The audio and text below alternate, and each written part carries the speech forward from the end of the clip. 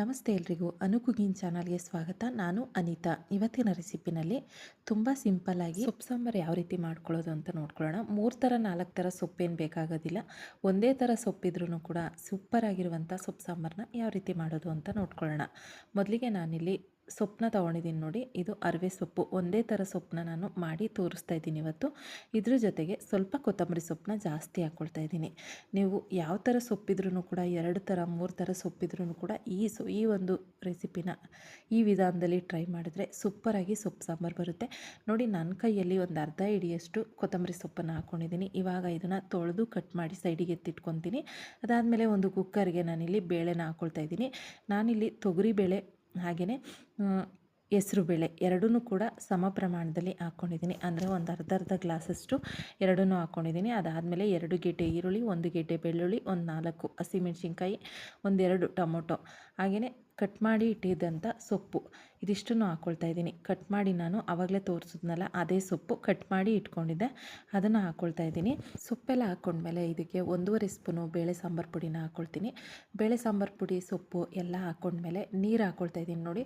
ನಮಗೆ ಸೊಪ್ಪು ಬೇಯುವಷ್ಟು ನೀರು ಎಷ್ಟು ಬೇಕೋ ಅಷ್ಟು ನೀರನ್ನ ಹಾಕ್ಕೊಳ್ಳಿ. ನಾನಿಲ್ಲಿ 1.5 ಗ್ಲಾಸಷ್ಟು ನೀರನ್ನ ಹಾಕ್ಕೊಂಡಿದ್ದೀನಿ. ಅದಾದಮೇಲೆ ಕುಕ್ಕರ್ ಮುಚ್ಚಳನ ಮುಚ್ಚಿ ಇದನ್ನು 2 ವಿಜಲ್ ಬರ್ಸ್ಕೊಂಡಿದ್ದೀನಿ. 2 ವಿಜಲ್ ಆದಮೇಲೆ ನಾನು ನಿಮಗೆ ಓಪನ್ ಮಾಡಿ ತೋರಿಸ್ತೀನಿ ನೋಡಿ ಎಷ್ಟು ಚೆನ್ನಾಗಿ ಬೆಂದಿದೆ ಅಂತ ಹೇಳಿ. ನಿಮಗೆ ತುಂಬ ಅರ್ಜೆಂಟ್ ಇದೆ, 2 ವಿಜಲ್ ಬರ್ಸೋದಕ್ಕೆ ಟೈಮ್ ಇಲ್ಲ ಅಂದರೆ ಒಂದೇ ವಿಜಲ್ಗೂ ಕೂಡ ಈ ಒಂದು ಸೊಪ್ಪು ಸಾಂಬಾರನ್ನ ಮಾಡ್ಕೊಳ್ಬೋದು. ಬೇಳೆ ತುಂಬ ಚೆನ್ನಾಗಿ ಬೆಂದಿತ್ತು ನನಗೆ 2 ವಿಜಲ್ಗೆ. ಇವಾಗ ಇದನ್ನು ಒಂದು ತೂತು ಪಾತ್ರೆಗೆ ಸೋದಿಸ್ಕೊಳ್ಳೋಣ. ನಾನು ಯಾವ ಪಾತ್ರೆಯಲ್ಲಿ ಸಾಂಬಾರನ್ನ ಮಾಡ್ಕೊಳ್ತೀನೋ ಅದೇ ಪಾತ್ರೆಗೆ ಸೊಪ್ಪು ನೀರನ್ನೆಲ್ಲ ಸೋದಿಸ್ಕೊಳ್ತಾ ಇದ್ದೀನಿ. ಒಂದು ತೂತು ಪಾತ್ರೆ ಒಳಗಡೆ ಹಾಕ್ಕೊಳ್ತಾ ಇದ್ದೀನಿ ನೋಡಿ. ಇವಾಗ ಈ ರೀತಿ ಹಾಕ್ಕೊಂಡು ಇದನ್ನು ಪೂರ್ತಿಯಾಗಿ ತಣ್ಣಗಾಗೋದಕ್ಕೆ ಬಿಡಬೇಕು. ಕಂಪ್ಲೀಟಾಗಿ ತಣ್ಣಗಾಗಲಿ ಇದು. ಒಂದು 5ರಿಂದ 10 ನಿಮಿಷ ಬಿಟ್ಟರೆ ಸಾಕು. ಅದಾದಮೇಲೆ ನಾನು ಮಿಕ್ಸಿನ ಮಾಡ್ಕೊಳ್ತೀನಿ ನೋಡಿ. ಇವಾಗ ನಾನು ಕೂಡ ಸೋದಿಸ್ಕೊಂಡು ಇದನ್ನು ಇವಾಗ ತಣ್ಣಗಾಗೋದಕ್ಕೆ ಬಿಡ್ತೀನಿ ಒಂದು 5ರಿಂದ 10 ನಿಮಿಷ. ಅದಾದಮೇಲೆ ತೋರಿಸ್ತೀನಿ ನೋಡಿ. ನಾನಿಲ್ಲಿ ಒಂದು ಮಿಕ್ಸಿ ಜಾರ್ನ ತೊಗೊಂಡಿದ್ದೀನಿ. ಸ್ವಲ್ಪ ಅರ್ಜೆಂಟ್ ಇತ್ತು ನನಗೆ, ಹಂಗಾಗಿ ಸ್ವಲ್ಪ ಬಿಸಿ ಇದ್ದಂಗೆ ಮಾಡ್ಕೊಳ್ತಾ ಇದ್ದೀನಿ. ನೀವು ಕಂಪ್ಲೀಟಾಗಿ ತಣ್ಣಗಾದ್ಮೇಲೂ ಕೂಡ ರುಬ್ಬಿ ಹಾಕ್ಕೊಳ್ಬೋದು. ಇವಾಗ ನೋಡಿ ನಾನು ಸ್ವಲ್ಪನೇ ಹಾಕ್ಕೊಂಡು ರುಬ್ಕೊಳ್ತೀನಿ. ತುಂಬ ನೈಸಾಗಿ ರುಬ್ಕೊಳ್ಳೋದು ಬೇಡ, ತರಿಯಾಗಿಯೇ ಇರಲಿ. ಆನ್ ಆ್ಯಂಡ್ ಆಫ್ ಒಂದು 2-3 ಸರಿ ಆನ್ ಆ್ಯಂಡ್ ಆಫ್ ಮಾಡಿದ್ರೆ ಸಾಕು, ಇದು ರೆಡಿ ಆಗುತ್ತೆ. ತುಂಬ ನೈಸಾಗಿ ರುಬ್ಕೊಂಡ್ರೆ ಅಷ್ಟು ಟೇಸ್ಟ್ ಬರೋದಿಲ್ಲ ನೋಡಿ. ನಾನು ಕೂಡ ಈ ರೀತಿ ರುಬ್ಕೊಂಡು ತೊಗೊಂಡಿದ್ದೀನಿ. ಆನ್ ಆ್ಯಂಡ್ ಆಫ್ ಒಂದು 2 ಸರಿ ಆನ್ ಆ್ಯಂಡ್ ಆಫ್ ಮಾಡಿದ್ರೆ ಸಾಕು, ಈ ರೀತಿ ರೆಡಿ ಆಗುತ್ತೆ. ತುಂಬ ನೈಸಾಗೆಲ್ಲ ರುಬ್ಕೊಳ್ಳೋಕೆ ಹೋಗ್ಬೇಡಿ, ಅಷ್ಟು ಟೇಸ್ಟ್ ಇರೋದಿಲ್ಲ. ಇದೇ ರೀತಿಯೇ ರುಬ್ಬಿ ಮಾಡ್ಕೊಳ್ಳಿ. ಇವಾಗ ಇದೇ ಒಂದು ವಿಧಾನದಲ್ಲಿ ಎಲ್ಲ ಒಂದು ಸೊಪ್ಪನ್ನು ಕೂಡ ರುಬ್ಕೊಂಡು ತಗೊಳ್ತೀನಿ ನೋಡಿ. ಈ ರೀತಿ ನನಗೆ ಒಂದು 3 ಸರಿ ಹಾಕ್ಕೊಂಡು ರುಬ್ಕೊಂಡಿದ್ದೀನಿ. ಇವಾಗ ಇದಕ್ಕೆ ನಮಗೆ ಅದಕ್ಕೆ ಸೊಪ್ಪು ಸಾಂಬಾರು ಬೇಕೋ ಅಷ್ಟು ನೀರನ್ನ ಹಾಕ್ಕೊಳ್ತಾ ಇದ್ದೀನಿ. ನಾನು ಸ್ವಲ್ಪ ಮಿಕ್ಸಿ ಜಾರ್ಗೂ ನೀರನ್ನ ಹಾಕ್ಕೊಂಡಿದ್ದೀನಿ. ಇವಾಗ ಮಿಕ್ಸ್ ಮಾಡಿ ನೋಡಬೇಕು. ಸ್ವಲ್ಪನೇ ನೀರು ಹಾಕ್ಕೊಳ್ಳಿ.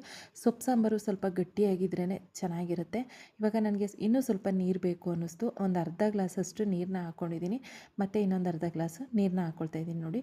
ಇಷ್ಟು ಹಾಕ್ಕೊಂಡ್ರೆ ಸಾಕು. ತುಂಬ ತೆಳುವಾಗಿನೂ ಮಾಡ್ಕೊಳ್ಬೇಡಿ, ತುಂಬ ಗಟ್ಟಿಯಾಗಿನೂ ಮಾಡ್ಕೊಳ್ಬೇಡಿ, ಒಂದು ಹದವಾಗಿ ಮಾಡ್ಕೊಳ್ಳಿ. ಇವಾಗ ನಾನು ರುಚಿಗೆ ತಕ್ಕಷ್ಟು ಉಪ್ಪು ಹಾಕ್ಕೊಂಡು ಇದನ್ನು ಚೆನ್ನಾಗಿ ಕುದಿಯೋದಕ್ಕೆ ಬಿಟ್ಟಿದ್ದೀನಿ ನೋಡಿ. ಇದನ್ನು ತುಂಬ ಹೊತ್ತು ಕುದಿಸ್ಬೇಕಂತ ಏನಿಲ್ಲ, ಸ್ವಲ್ಪ ಕುದಿದ್ರೆ ಸಾಕು. ಇದಕ್ಕೆ ನಾನು ಈ ಟೈಮಲ್ಲಿ ಯಾವುದೇ ಒಂದು ತರಕಾರಿನ ಹಾಕ್ಕೊಳ್ತಾ ಇಲ್ಲ, ಅಂದರೆ ಆಲೂಗೆಡ್ಡೆ ಬದನೆಕಾಯಿ ಏನೂ ಹಾಕ್ಕೊಳ್ತಾ ಇಲ್ಲ. ನೀವು ಆಲೂಗೆಡ್ಡೆ ಬದನೆಕಾಯಿ ಇತ್ತು ಅಂದರೆ ಹಾಕ್ಕೊಳ್ಳಿ, ಇಲ್ಲಾಂದರೆ ಹಂಗೆ ಕೂಡ ಮಾಡ್ಕೊಳ್ಬೋದು. ನಾನೀಗ ಇದಕ್ಕೆ ಒಂದು ಸ್ವಲ್ಪ ಒಗ್ಗರಣೆನ ಹಾಕ್ಕೊಳ್ತಾ ಇದ್ದೀನಿ ನೋಡಿ. ಒಗ್ಗರಣೆನ ನಾನು ಫಸ್ಟೇ ಹಾಕ್ಕೊಂಡಿರಲಿಲ್ಲ, ಇವಾಗ ಹಾಕ್ಕೊಳ್ತಾ ಇದ್ದೀನಿ.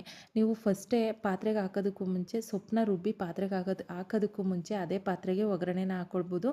ಆದರೆ ನಾನಿಲ್ಲಿ ಈ ರೀತಿ ಲಾಸ್ಟಲ್ಲಿ ಒಗ್ಗರಣೆನ ಹಾಕ್ಕೊಳ್ಳೋದ್ರಿಂದ ಅದ್ರ ಫ್ಲೇವರ್ ಚೆನ್ನಾಗಿರುತ್ತೆ ಅಂತ ಹೇಳಿ ಲಾಸ್ಟಿಗೆ ಒಗ್ಗರಣೆನ ಹಾಕ್ಕೊಳ್ತಾ ಇದ್ದೀನಿ. ಒಗ್ಗರಣೆ ಹಾಕಾದ್ಮೇಲೆ ಸಾಂಬಾರು ಕಂಪ್ಲೀಟಾಗಿ ರೆಡಿಯಾಗಿರುತ್ತೆ ನೋಡಿ. ಸೂಪರಾಗಿ ಎಷ್ಟು ಚೆನ್ನಾಗಿ ಸಾಂಬಾರು ರೆಡಿಯಾಗಿದೆ ಅಂತ. ಇವಾಗ ಒಂದು ಸರಿ ಮಿಕ್ಸ್ ಮಾಡಿ ಗ್ಯಾಸ್ನ ಆಫ್ ಮಾಡಿಕೊಂಡ್ರೆ ಸೂಪರಾಗಿರುವಂಥ ಸೊಪ್ಪು ಸಾಂಬಾರು ರೆಡಿಯಾಗುತ್ತೆ. ಇದಕ್ಕೆ ರಾಗಿ ಮುದ್ದೆನ ಮಾಡಿಕೊಂಡ್ರೆ ಸಖತ್ತಾಗಿರುವಂಥ ಕಾಂಬಿನೇಷನು. ಒಂದು ಸರಿ ಈ ವಿಧಾನದಲ್ಲಿ ಟ್ರೈ ಮಾಡಿ, ಸಿಂಪಲ್ಲಾಗಿ ಅಷ್ಟೇ ಈಸಿಯಾಗಿ ಮಾಡ್ಕೊಳ್ಬೋದು. ಹಾಗೆಯೇ ನಾನು ಇದಕ್ಕೆ ಬೀಟ್ರೋಟ್ ಪಲ್ಯನ ಮಾಡ್ಕೊಂಡಿದ್ದೆ. ಬೀಟ್ರೋಟು ಮೂಲಂಗಿ ಹಾಕಿ ಒಂದು ಸಿಂಪಲ್ಲಾಗಿ ಪಲ್ಯನ ಮಾಡ್ಕೊಂಡಿದ್ದೆ. ನಾಳಿನ ರೆಸಿಪಿನಲ್ಲಿ ಬರುತ್ತೆ ನೋಡಿ. ಇಷ್ಟ ಆದರೆ ಪ್ಲೀಸ್ ಒಂದು ಲೈಕ್ ಮಾಡಿ, ಶೇರ್ ಮಾಡಿ, ಕಮೆಂಟ್ ಮಾಡಿ, ಸಬ್ಸ್ಕ್ರೈಬ್ ಮಾಡೋದನ್ನು ಮರಿಬೇಡಿ. ನೋಡಿದ್ರಲ್ವ ಇವತ್ತಿನ ವಿಡಿಯೋದಲ್ಲಿ ಸಿಂಪಲ್ಲಾಗಿ ಸೂಪರಾಗಿರುವಂಥ ಸೊಪ್ಪು ಸಾಂಬಾರನ್ನ ಯಾವ ರೀತಿ ಮಾಡೋದು ಅಂತ ತೋರಿಸ್ಕೊಟ್ಟಿದ್ದೀನಿ. ನಿಮಗೆಲ್ಲ ಈ ವಿಡಿಯೋ ಇಷ್ಟ ಆಗಿದೆ ಅಂತ ನಾನು ಅಂದ್ಕೊಂಡಿದ್ದೀನಿ. ಇಷ್ಟ ಆಗಿದರೆ ಪ್ಲೀಸ್ ಒಂದು ಲೈಕ್ ಮಾಡಿ, ಶೇರ್ ಮಾಡಿ, ಕಮೆಂಟ್ ಮಾಡಿ. ನನ್ನ ಚಾನಲ್ನ ಯಾರಾದರೂ ಹೊಸದಾಗಿ ನೋಡ್ತಾ ಇದ್ದರೆ ಪ್ಲೀಸ್ ಸಬ್ಸ್ಕ್ರೈಬ್ ಮಾಡ್ಕೊಂಡು ನೋಡಿ. Thank you.